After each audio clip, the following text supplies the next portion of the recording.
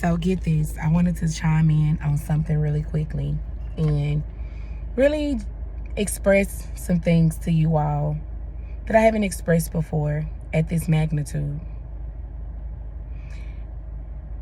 I've experienced a lot in different quarters of this realm, meaning lowly. What I consider as lowly is when I didn't take care of my essence, when I didn't take care of my spirit, when I didn't honor my truth and the truth. My truth is the truth. So I didn't honor what works for me. When I say my truth, it didn't work for me. When I didn't protect my essence, when I should have spoke up for myself and I didn't. So that's lowly for me. That's how I describe lowliness. I've been homeless and I've been in different experiences in the material world. So that to some people is lowly. So of course, not having a home, it doesn't work for some. And some people, they choose to be, nomad, so to speak. And so you have all the campers, you have all different type of lifestyles in that space even. But I have experienced what that feels like because I'm not a person that desires to be homeless. And so for me, physically, materially, me being homeless was lowly for me. And I've also experienced wealth. I've experienced having access to wealth. I experienced having the opportunity to experience it as if I had the same amount of money in my bank account as the people in the room had, and I know I didn't. So I've had these amazing experiences and I've got to meet certain people along the way. And people energy is different on every level. One of the things that I've seen is the mindset that one has when you're homeless or in a space where you're living like a nomad or where you're living just off the land. Like many of the people mindset that I met in that space, it was survival. It was struggle. We're going to struggle. We're going to fight for this struggle, right? It was a struggle in their journey. Some of them were on drugs. Some of them were mentally gone, had, different abnormalities in their mind where you could tell that everything wasn't clicking the way an average human being mind clicks.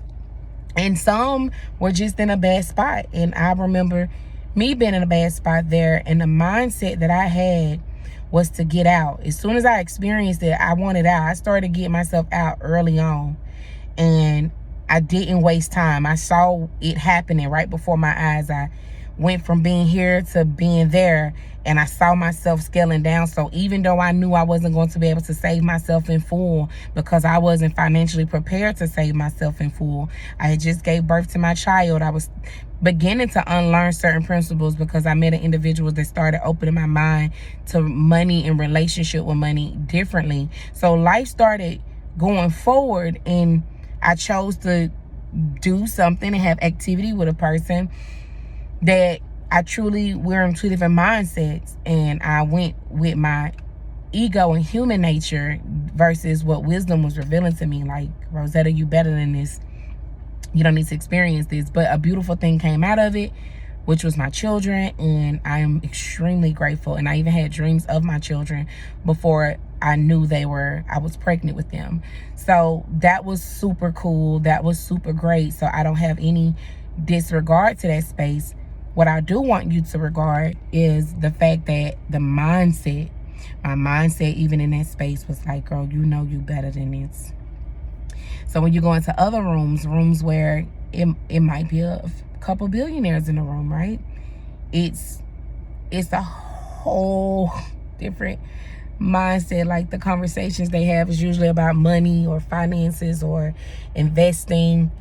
A lot of investing conversations, a lot of and philanthropic. A lot of people that are wealthy, especially in today's time, believe it or not, many people in spaces of true wealth on a material and spiritual level, they are givers, and so they give back. They set up nonprofits, they set up foundations, and a lot of times consumers have misconceptions, or people who still have a very poor mind, they have misconceptions, think, oh, they're just greedy and taking our money. But truth be told, a lot of the things that's happening in this world, somebody's nonprofit organization is hosting that and covering that, and it's coming from a board of directors and a board of directors that and trustees that invest into that nonprofit or even that for-profit, right?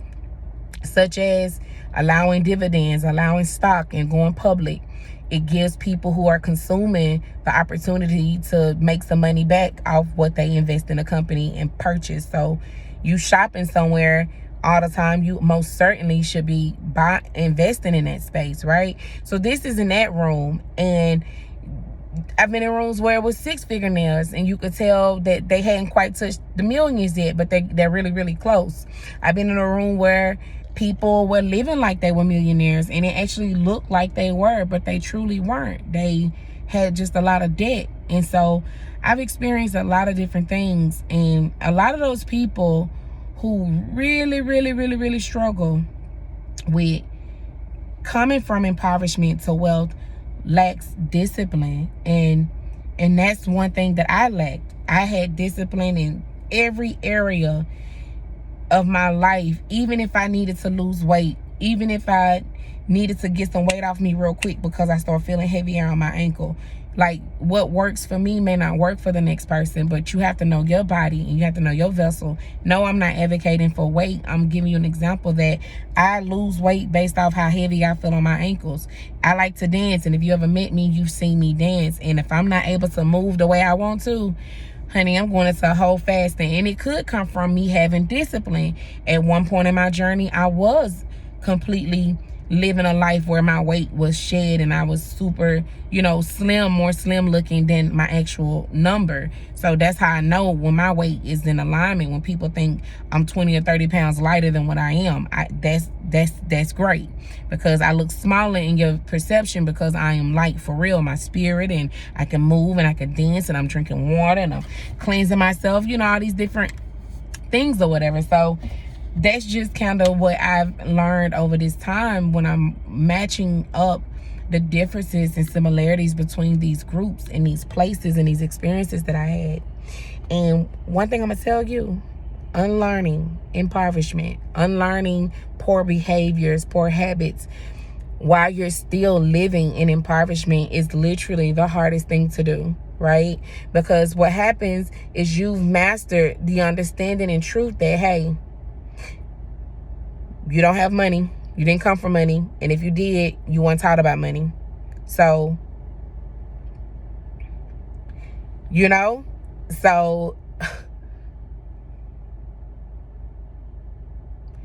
I just got a message from, okay, I'm speaking that it's great news because all the great news have to come in. But y'all see it in real time. So I'm doing this live. I'm doing this pre-recorded. It's live for me right now, and I'm looking at messages that just came in, and you saw the smile on my face. But anyway, what I was saying is unlearning it is hard, and no one really talks about the unlearning of the poor habits, the unlearning. And they say it, like I hear it all the time. That's how I started realizing too, especially when you go in a room and you've only made $25,000 in your company. And this is when my journey started. And I had, for Crowning Your Essence, it was a few years ago, and I started at 25. And when I started going into these different rooms, like, it's different. It's even different in corporate Chattanooga, where I currently live, versus corporate Atlanta, versus corporate LA, versus corporate Florida. I'm thinking of places where I've dealt with people in the corporate world. So it's different. Every single direction is just different in every corridor. And people, because people are different, people mindsets, people experiences. Like corporate New Orleans is heavy versus corporate Signal Mountain. Okay, let's give that an example. Signal Mountain, Tennessee. The corporate mindsets there is different from those that live in New Orleans. And New Orleans has a higher population and everything. And you could say it's the numbers in the populations. No, I'm going to tell you, it's the disasters that's been happening to that space over and over. And you're not losing just 1 or 2 people a year. You losing plenty bloodlines every time at once, and the fear and chaos that comes from that. It's a lot that comes with that if you are local. So the mindset in the natural disaster fear is different from a disaster you brought on yourself. So we got to understand that too. So it's just so many layers to unpack. I don't have a lot of time to unpack all them layers. I am just simply telling you some truths about how hard it is to unlearn impoverishment, poor behaviors, poor mindset while you're still living in it. This is what it's like. Let me give you an example from my journey over the past 10 years. So it looks like this. You get $68,000. You get about $40,000, maybe $25,000 in 1 week, and you never even seen that in a year, right? You may have seen $4,000 on taxes at one point, right? Because I'm coming from that very low level of living, very low level of thinking, and so I'm doing all the assistance I can get. And I was coming out of homelessness, so literally I came out of homelessness straight into assistance. And so when you're getting that assistance, but it counts every dollar you have, and so when you get a lump sum, it's not really yours. You got to disperse it. You got to do this. You got to get you a cut. And so you get all this in, and you never received it at one time. You literally could do the wrong thing. Luckily for me, when I received my first lump sum of money in business, it was for a philanthropic effort. So it was something attached to the other end. So it wasn't a for-profit. It was a non-profit effort. And therefore, when I speak on it, I keep my word. And so I believe in giving back to people. And I love serving people. That's my passion. That's my thing. That's what I enjoy doing. So I'm giving back. It's easy for me to honor and have discipline with that money and that income, right?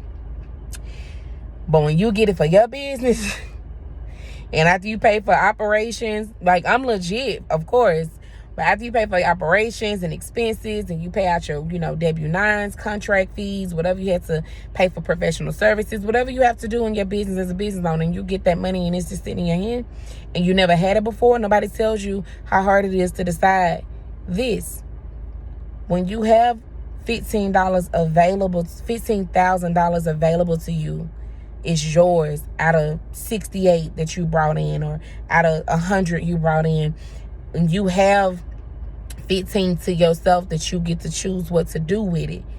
And you got all this debt, you owe this, you owe them, borrow from Peter to pay Paul. You know the poor mindset, the poor habits. We already know what that is. I don't have to go through the list of what the poor habits are. The poor habits is buying your children designer shoes when you know you don't have money in your bank account at all, for real. When you know you don't even have an account. When you know you don't know when that money coming again the way it just came in. And you still go buy you and your kids designer stuff, and you literally don't own your home or don't own your vehicle. And, just these poor decisions. And it can be any color, in a group. So I can give another example. When you know you're going on this family vacation because you want to keep up with the Joneses, and you go buy another car because you can, but you really can't because you're trying to keep up with your neighbor, because everybody got to be up to par in this neighborhood. And so you go and make a drastic expense, and then boom, it backfires on you, right? You find out bill is not who you think he is, and then boom, you left with the bill and a ticket, and now you're going through a nasty situation. Sorry to use the example because I do know a bill, so I'm not talking about you. But anyway, it's those moments where you have to choose what person, bank, entity, group get this money first. You literally have to decide. You owe out $250,000. You get $15,000. Everybody been asking for the money. What you need to pay up everything to get it where it needs to be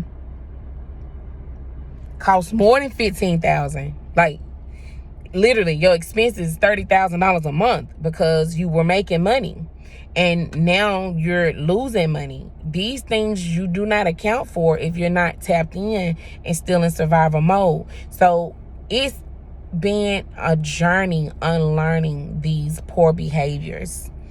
And I am done with any energy that wants to stay in a poor mindset. Like, I take action, and I'm going to take action fast. If you say you want something, I'm going to say when. If you say you want to do this, I'm going to say how. If you say whatever it is that you say, I'm doing it. Whatever it is that I say, I'm doing it. And I have to stick to that. Discipline is your best friend. Discipline is your best friend when it comes to leveling up. If you are in a space where you are unlearning poor behaviors, poor mindset, poor thinking, poor activity, and you are still climbing out of impoverishment, discipline, my friend. Just say no. Just say no. Don't deny yourself of the things you need to stay afloat. Be honest with yourself. If you can go without it, go without it. Sacrifice is short and temporary. If you sacrifice for a few weeks, a few months, if it's some, you might need to sacrifice for a few years. For me, I had to sacrifice for a few years. And my sacrifice, it brought me abundance. Now, I have to make another sacrifice to go into another level of abundance, because this abundance no longer works in this system. I have to go a higher route, a different route, a better route. And it's been a journey. And I'm explaining to you all. Next era energy is what I'm on. So either you're going to elevate and do the work, have discipline, say no, or you're going to keep being where you are. You're going to stay where you are. You're going to stay stuck where you are. It's up to you. You have to choose. That's all I can say. You have to choose. All right? I love you on this end. I appreciate you for tuning in and just listening. And I speak that I can provide you more conversations about unlearning impoverishment, unlearning poor behavior, unlearning these different mindsets, so you can evolve out of impoverishment. And I'm doing this with you. I am not there. I am doing this with you. You're watching me do it in real time, and it is a journey. And some people get out faster than others. Do not race against other people. Race against yourself. Meaning, if you know you should be doing better, do better.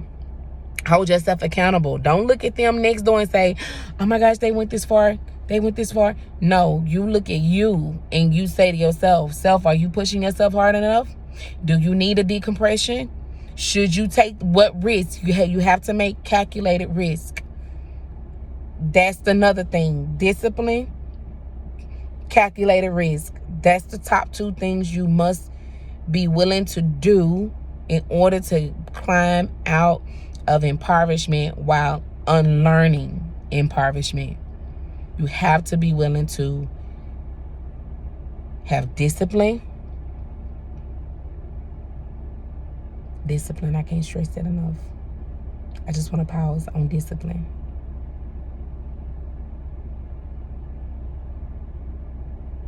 Discipline.